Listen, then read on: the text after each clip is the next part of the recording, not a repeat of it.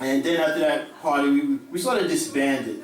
Now my sister, at the time, were dating these famous promoters in New York City at the time. I mean, not all of them, just one guy. So she told this guy, Lindsay Harris, that, yeah, I got a brother, he's a DJ, blah, blah, blah, blah. So he called, I was talking to him on the phone. He says, yeah, I heard you're a DJ. I said, yeah, that's right, man. Blah, blah. He said, what's the name of your group? And I was like, shit, can't say Grandmasters. So there was a shoebox that I had in my room, and it said Fantasia on it. So I go, yeah, we call ourselves Fantasia. That's right. He said, Fantasia. He started laughing. So he said, okay, we're going to give you guys a shot. This famous jazz club in New York City in the 1940s and 50s called Jimmy's. So we were hired to come there. Now, at that time, the major players, DJ-wise, and Brooklyn had more DJs per capita than the Bronx. You don't believe me? My man Cool D, who started out with us, he said so in his interview on YouTube. He even said that, Brooklyn was way ahead of the Bronx. So anyway, the major players were Flowers, this guy named Ras Maboya, Plummer, QJ Simpson. These are guys who had monster systems. So anyway, I told my boys, Larry B and Raps, oh, we got this gig. So we scrambled, to get the equipment together. I had a girlfriend and I need some speakers. So she took me to the department store. We bought some house speakers. One had a 15-inch woofer in it. One had a 12-inch woofer. So we tried it out at the house and it sounded great, right? We're like, yeah, we're gonna fucking kick ass, right?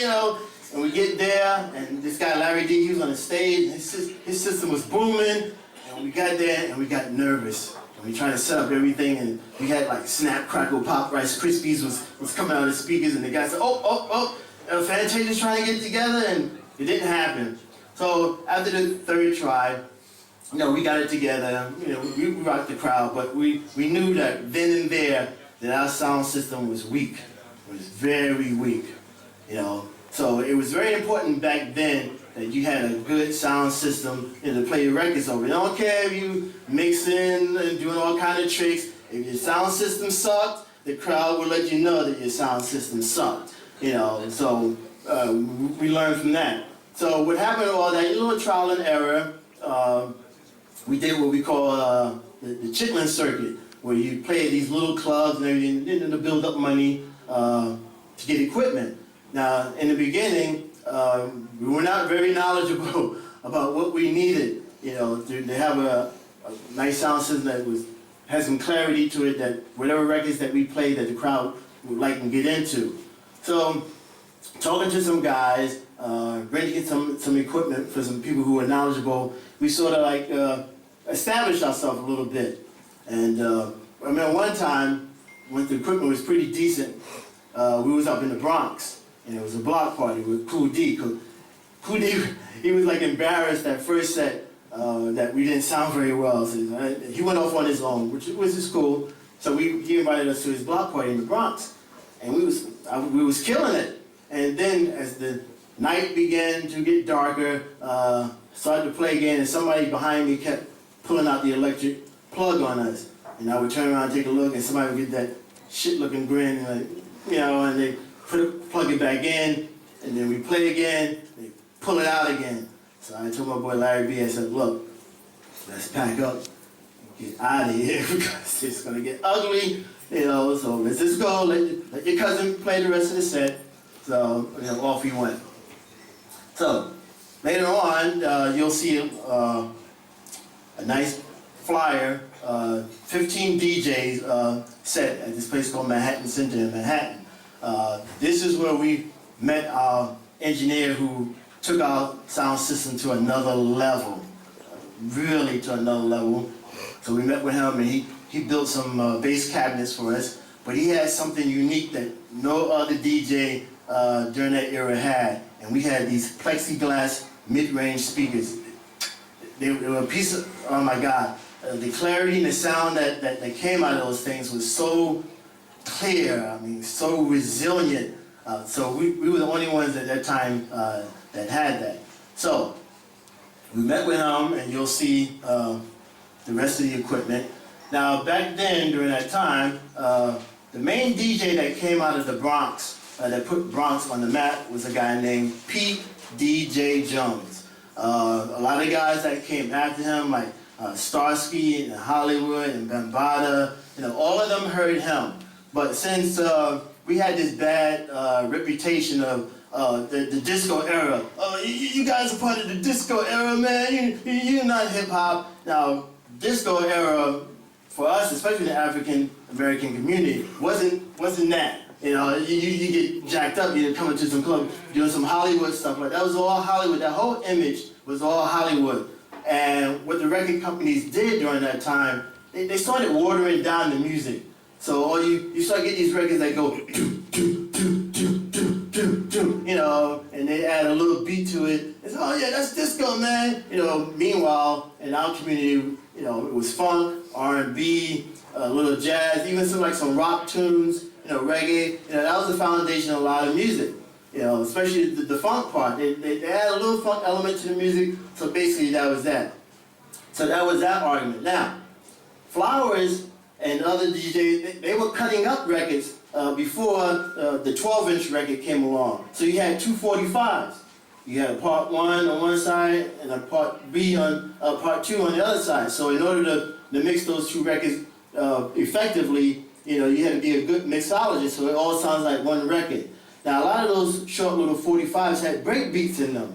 So you had to know where to put the needle in and break those records up. And since they were very fine little 45s, it's very hard for you to, go back and forth, the little thing about the needle sliding off somewhere and you being embarrassed. So a lot of break beats comes from those records and off of albums. So you didn't really have to be a rocket scientist to figure it out. If you had a record that had a nice little break beat in it that was really cool, that the crowd would always wait for that part of the record to come up and bust a move when that part of the record kicked in. So if you wanted to keep that beat going, you needed 2 of them. So it made common sense to get another copy and just keep looping that over and over and over again. So that's where that began.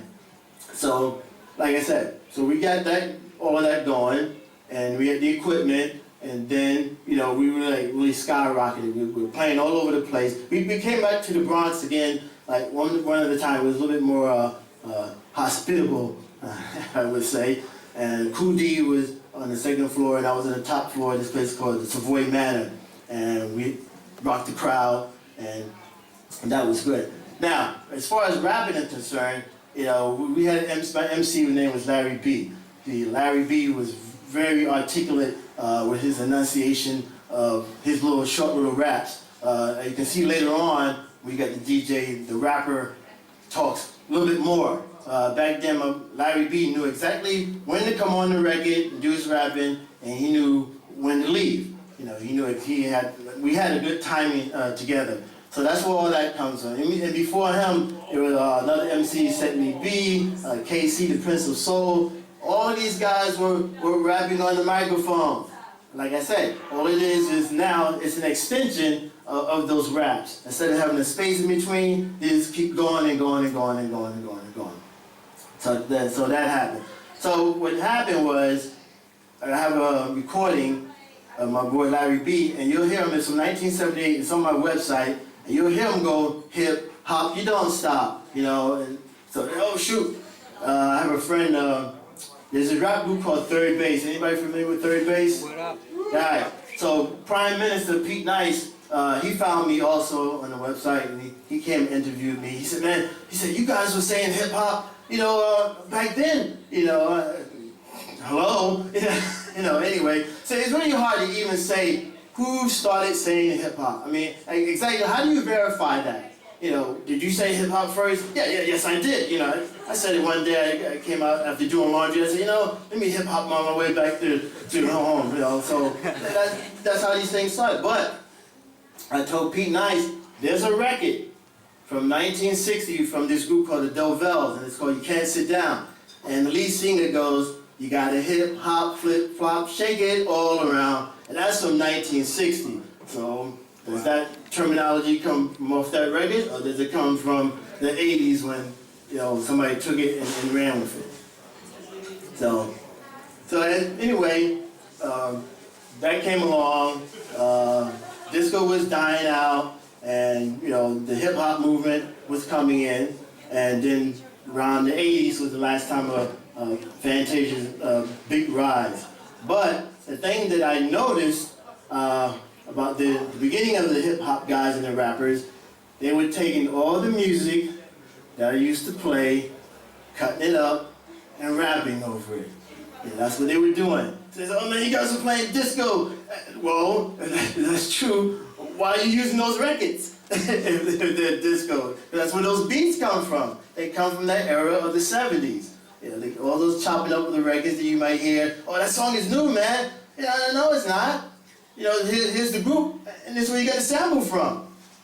So, you know, we always say that hip-hop is the bastard child of disco, you know, because it begat hip-hop. You know, the guys that came through that era, the DJs, because up in the Bronx, up until 78 was like when they really started to get on the DJ scene. Because like I said, at that time, Pete DJ Jones, Cool D were the premier guys from the Bronx. And it's really kind of sad because African Bambaataa used to follow Cool D around when he used to play in the Bronx.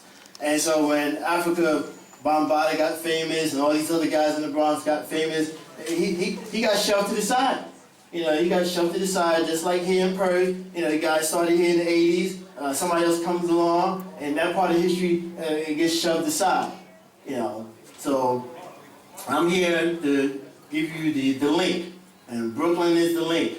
You got Brooklyn, you had the Bronx on top, you had Queens. Now Queens is like an extension of Brooklyn. We call it back then, it was like the farm country because it was hard to get to by train, by bus. There was just too much traveling to go out there and party.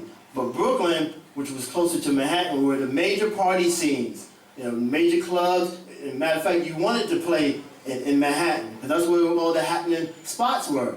Luckily for me, I have a recording of a radio announcement with Fantasia, DJ Hollywood, Love Bus, Starsky, and Cool D. And I can remember that the first time I came home, and I was playing on this radio station, WBLS, and you know, listening to music, and then the commercial came on, and I heard the word Fantasia, you know, come through the radio, and I literally lost my mind. Because we're talking before internet and everything, so the radio was still a big form of getting information of where the happening set was. I nearly flipped. And luckily for me also, I took a cassette tape, put it in, and I waited. Waited for a few hours for them to rep the music and waited for that commercial to come on, and I caught it at the right time, and I have it till this day.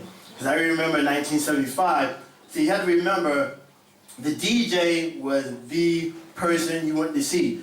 Depending on what you like that DJ when he was spinning records, that's who you went to see. You either went to see Flowers, Plummer, QJ, Maboya, but their style of music.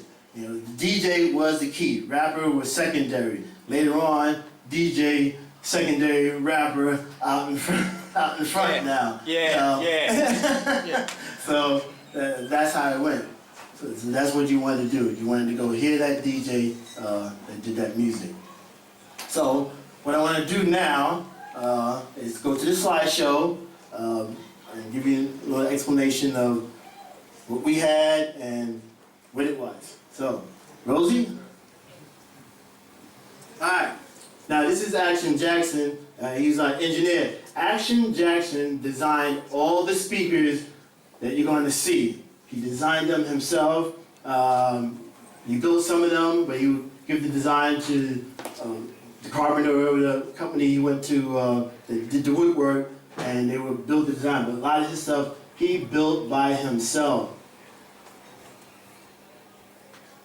Now, this is a flyer that I sold for, I think this one I sold for $1,000. This guy, he wanted this flyer really badly. We have these guys back in the States that they're collecting all these flyers. They say, oh, I'm putting a book together. You know, will you sell me that flyer?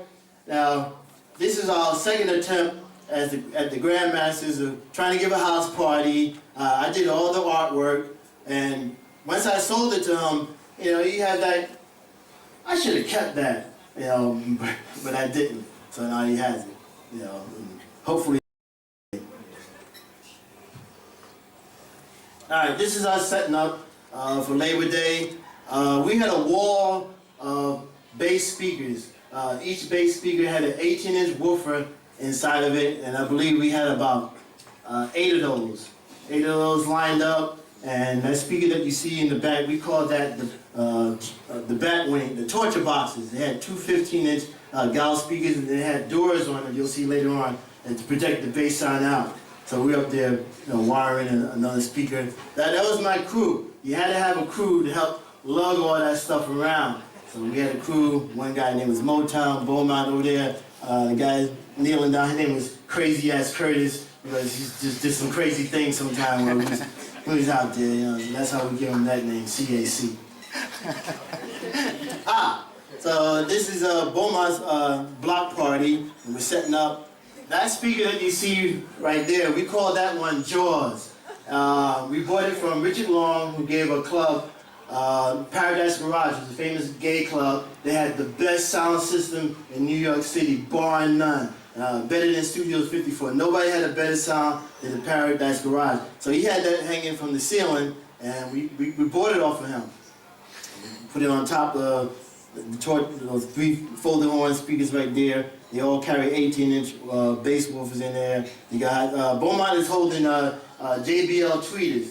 JBL tweeters, when you have a cymbal ride or somebody playing on a hi-hat on the drum, those things it's like rain falling down, because they were like over your head, and and the crowd, you turn off the bass and you just have those things going, and then you bring the bass back in and the crowd would lose it.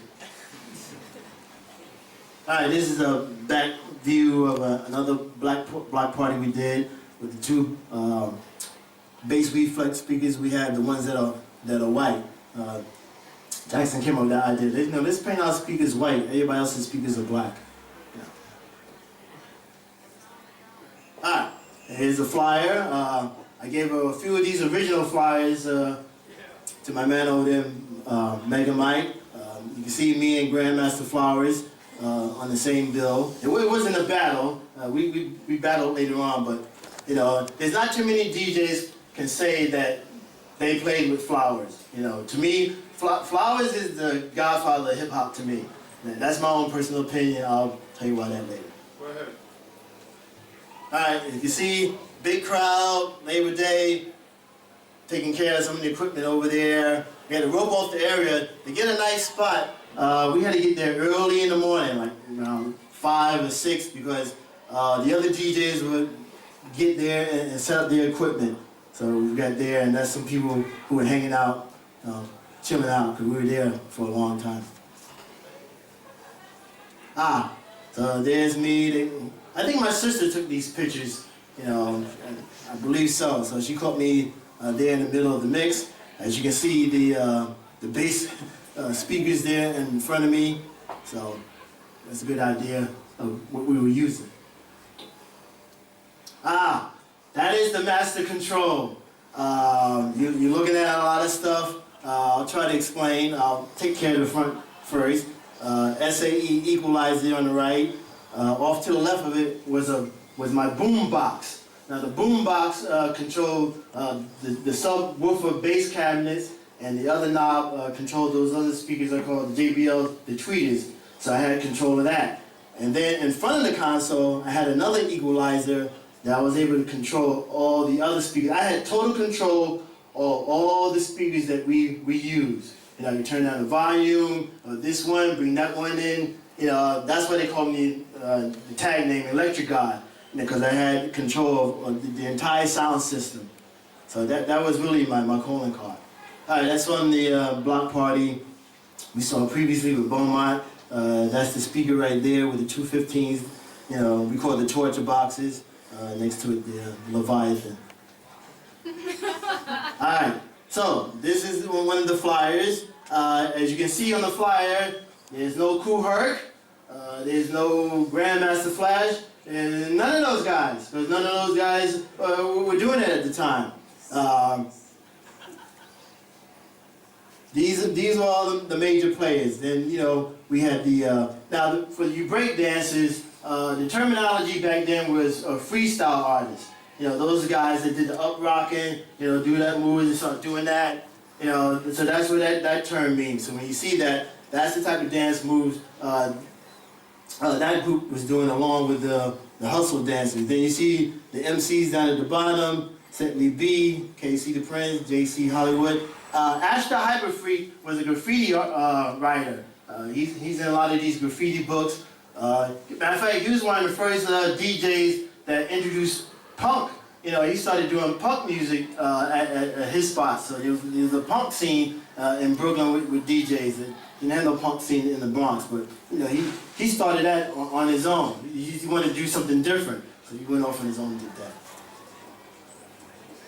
that. This is me early in the morning trying to figure out how to put this stuff back together again. You know, why, where it's early in the morning, we dismantle it, and I was in charge of putting all the wires and everything back together again. So I look a little perplexed, as you can say, at least. So it's early in the morning. You know, it's early in the morning, you're trying to figure this out. Okay, this wire goes here, this goes input here, output. There's the crowd. And you can look up in the trees, we had speakers even hanging from the trees. Mid-range speakers there, the JBLs hanging overhead. Because you want the sound, those mid-range and highs to go over, you know, the crowd's head. You don't want it hitting directly. You get a better sound quality when it's going over their head. You know, so the crowd is in amazement, and my boy and my girlfriend's little kid knocked out. To this day, I don't know who took this picture. I'm not sure it was my cousin or a friend of mine. After a while, instead of playing, when we played outdoors, you know, we had to rope off the area because, you know, somebody was always asking a question. A nice young lady would always come by, you know, can you play so-and-so for me? Yeah, okay, all right. Were you gonna play so? I played it already. Where did you go? You know, so I decided not to be annoyed because people always wanted to talk to a DJ when he's in the middle of a mix. You know, that's when they want to have a conversation. You know, so I said, you know what I'm gonna do? I'm gonna play inside the truck. You know, that we had to load the equipment and nobody will bother me and it'll be good. Now, these are not Technique turntables. I didn't want to go with what everybody else was using back then. So I went with these Pioneer turntables, were very good. Except only problem, they were belt driven. So sometimes you let it go, it took a while to get going, but they were very smooth. And then I even figured out just a little while, a few weeks ago, what records that I had on the turntable.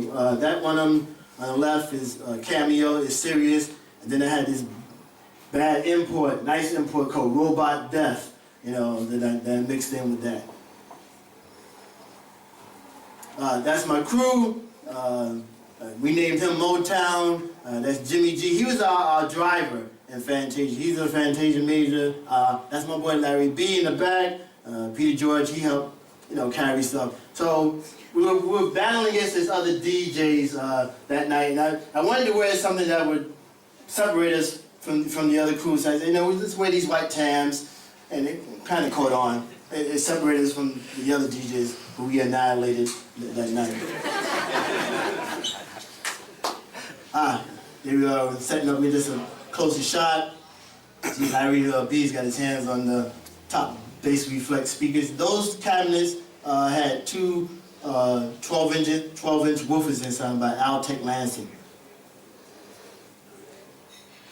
All right, this is what I call build a house. You know, that's the frontal view from the block party that we did. And there you go, Jaws, or AKA the Leviathan. Leviathan, that speaker is also used for rock concerts. You know, they use that speaker a lot. So that was one setup. Party people.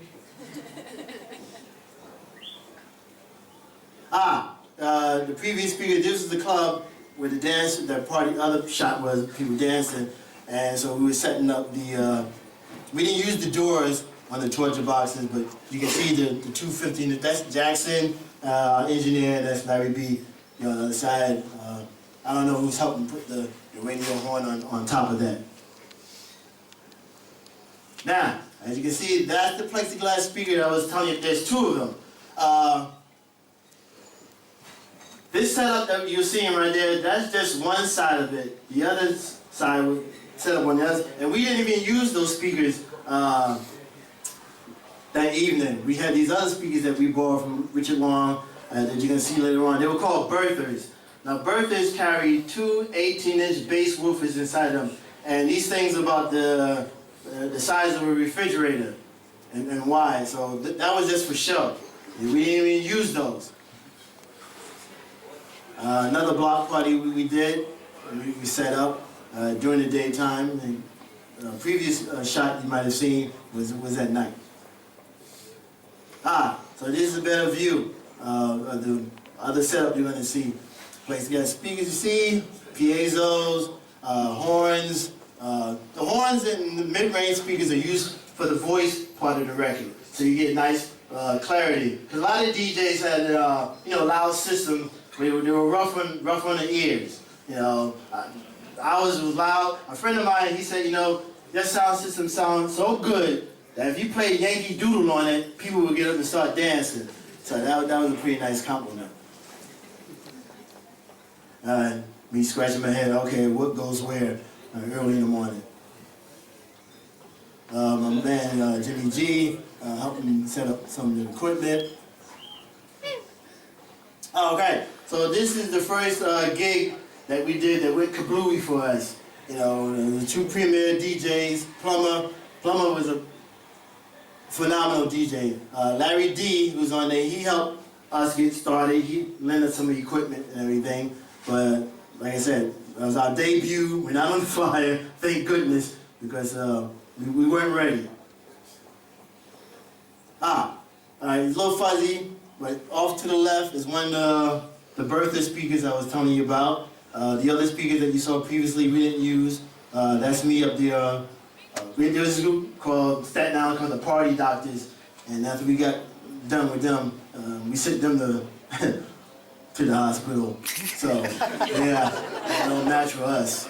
Yeah, my man Crazy Curtis, and then Nathaniel knocked out. You see my 45 collection there in the back. I carried my 45s at first in a suitcase. I had so many cordoned off.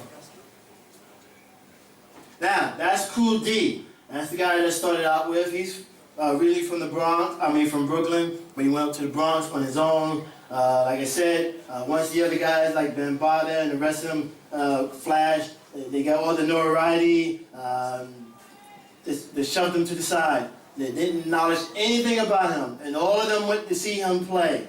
They followed him when he was going, they watch him mix, and that's who they learned from. They learned from him.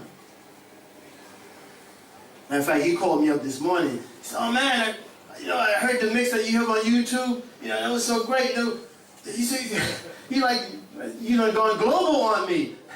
I said, "Well, yeah, it's a good thing because I talk about you." So thank you so much. All right, so that's the Labor Day parade. It's almost like a Brazil Carnival. It's a big event in Brooklyn, big event, I have to tell you. They do it annually every year, nice food, good music, and costumes galore. Oh yeah, so the debut, the Labor Day parade, we had covered up the sound system with this big sheet, waiting for the crowd, the place to get packed. And then pulled off the sheet, and away I went.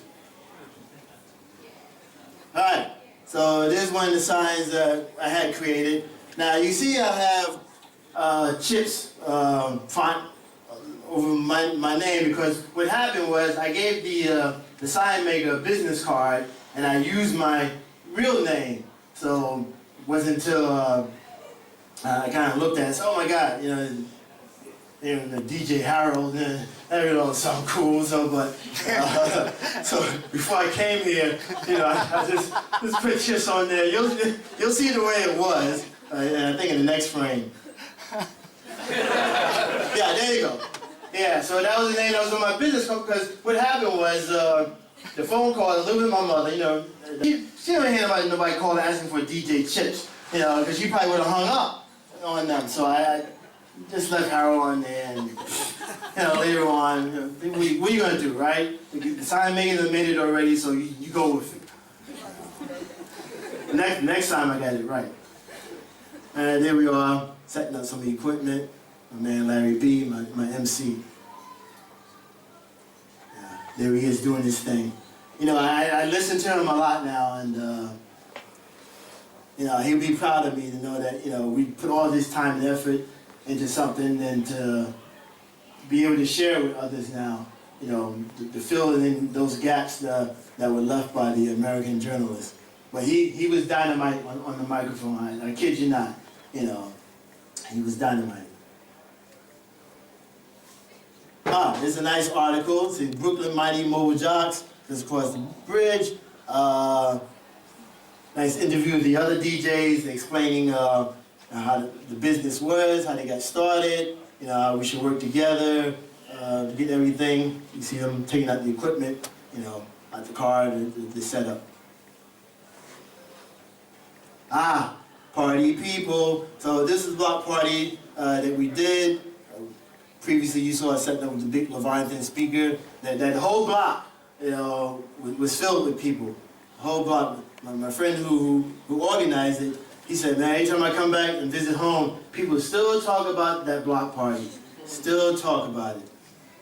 I can imagine that little girl over there, how old she is right now. It's amazing. So this is the very first flyer Fantasia appeared on.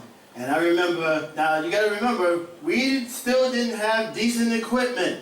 We were far from it. But the fact that our name was on the flyer says that we had recognition. And I remember when me and Larry saw it, we were jumping around like little kids. Shoot, look, we're on the flyer. Our name is on it. Because these are, all the other guys, there was major players.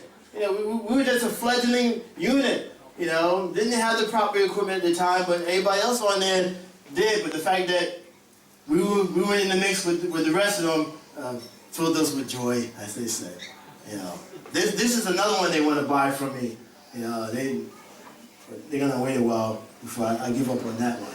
And I haven't decided, what the money value for that one is. But they want it. They ask me all the time. Party people. Now, before I go on, the dress of the people back then in the 70s. I remember I was working at a club one time, and me and my girlfriend, we were taking names at the door, and we see this guy come down the stairs in that Saturday Night Fever outfit. That white suit with the shirt out, and I was like, yo, here comes Mr. Disco. It's like ridiculous. I mean, come on, dude. Really? You really into it that much? Please. All right, so these are one of the amps. So I love this amp, Phase Linear 700B. They put out 350 watts per channel.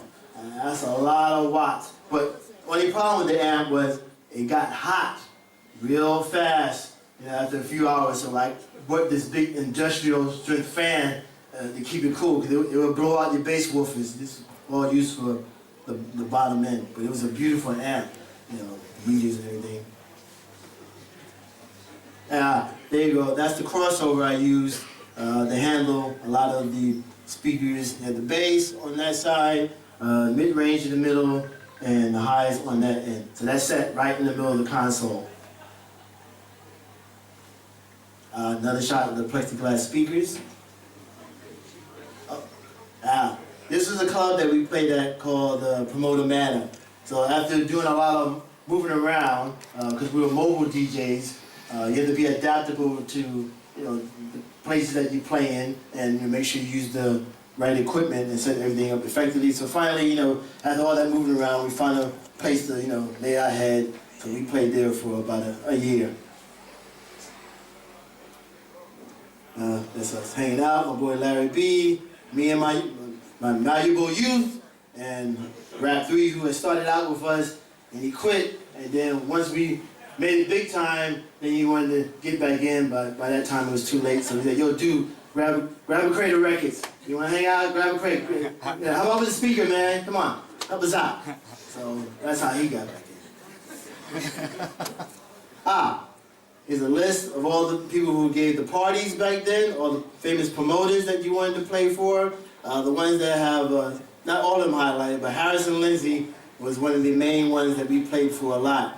You know, and then there's a list of all the DJs. Down at the bottom of the list, you see there's a misspelling. It says Africa, well, one of them says Africa Bambats, but he got it. But you don't see Hurt, you don't see Flash's name on the list because they were not the prominent guys during that time period.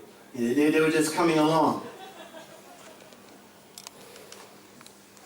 There's another block party we did, and so we had that set up. So I said, Larry, let's take a walk to the end of the block and see how far this sound reaches. And we got to the end of the block, and it was like incredible, you know, that we were producing that type of sound. And it was, like I said, once it wasn't distorted, it was nice and clear, you know.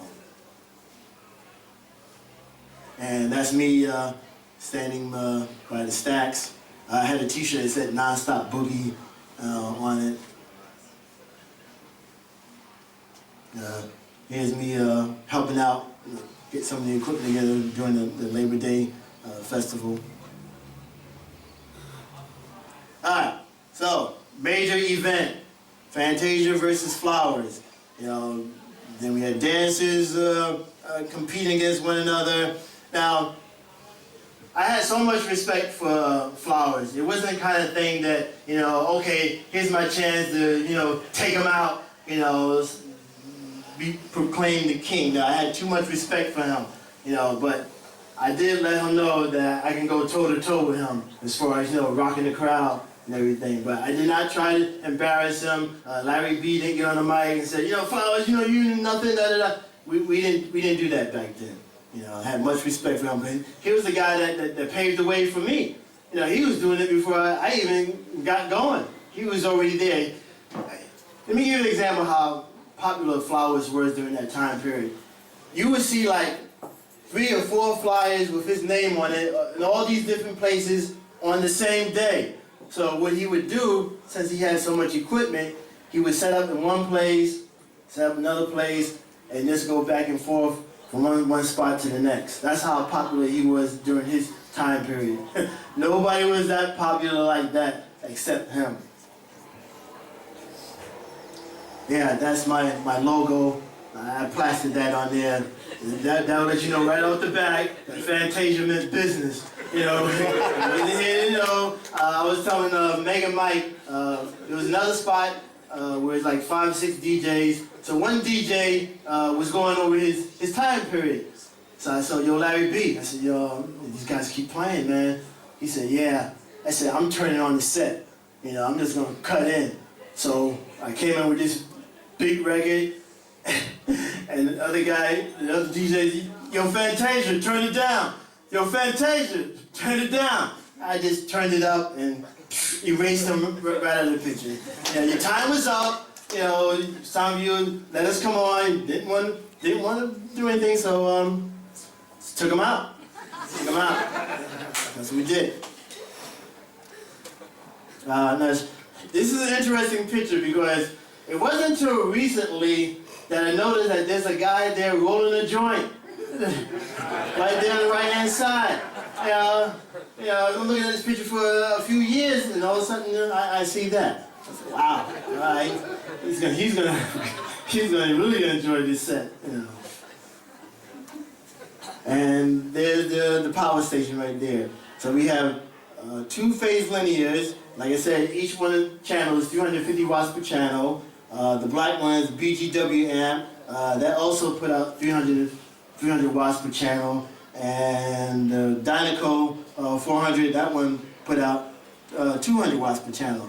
So the major amps right there were for the bass bottoms and the big white speakers that you saw. And you see the big industrial strength fan that we had in the back of those phase linears. Because, like I said, they would get hot. That's it. Think that's it? Yeah. Okay. So that's it.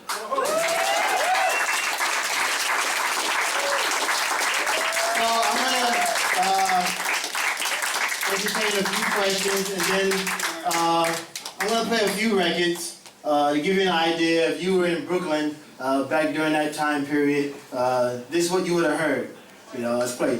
Now, if you want to get a really good example of my set, I'm on YouTube. Megan might put up my set from the Carlton. It'll say DJ Chips, the Electric God at the Carlton. So that'll give you a nice idea, you know, how my mixing, my skills were. So there you go. So any questions? Yeah, I got one. On your flyers over there was a guy called Al Green. Al Green was a carbon copy of Grandmaster Flowers. You know, there's a lot of guys that, you know, that idolized him, so their sound systems are identical, but they didn't sound like his. You know, they didn't sound like his at all. What about the crossfader? Who invented the crossfader? Yes. There's a thing going on the internet that generation from here on keeps doing that and looks back and reflects on those who've come before them. We've got strength, people. All of this right here is strength. So one more time, please give it up for DJ Chips. And if you really want to see how it's done, when you all get up over here, just clear the chairs back a little bit. My man right there with the headband, he's gonna go crazy on your ass. Oh yeah. DJ Chips, kill him. Oh, sorry. I just wanted to mention this. Out of Necessity magazine, guys. Do yourself a favor. This is about the recognition that we're talking of those who've come before, if only for history's sake. And inside there, you've got a little vinyl that's been pressed by my man Mega Mike there. Keeping it raw, keeping everything coming out onto the turntables. We do it local, we do it hard, and WA, we wait a while. Hey, how long did it take? Doesn't matter, because we wait a while. All right? Out of Necessity mag, y'all.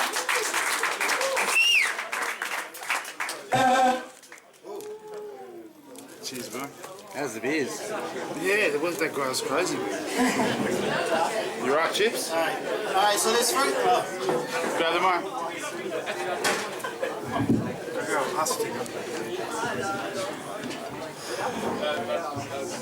all right, so this first record, it was sampled by Kid and Play. Kid and Play was the first one to use this record, and then after them came Special Ed.